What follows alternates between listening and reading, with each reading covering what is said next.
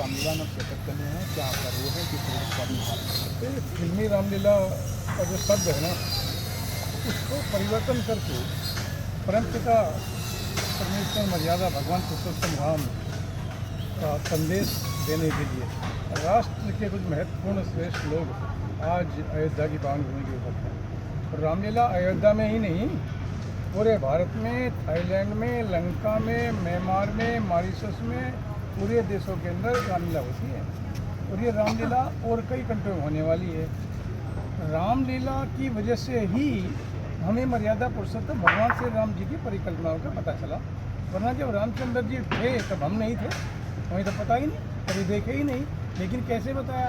ये परंपरा से पता लगा, अपने पूर्वजों के द्वारा कही हुई बातें, उनके द्वारा किए गए कार्य, राष्ट्र को समर्पण भाव से बताना, उसको देखने वाले लोगों को उसका ज्ञान होना, उनके कदमों पे पत्तियों पे चलना, इस तरह का एक संदेश देने का प्रत्येक वर्ष भारत की पवित्र भूमि के अंदर कार्य हो रहा है। लेकिन हमारा सौभाग्य है, अलंकृता जी के माध्यम से आज मैं भी यहाँ आया हूँ।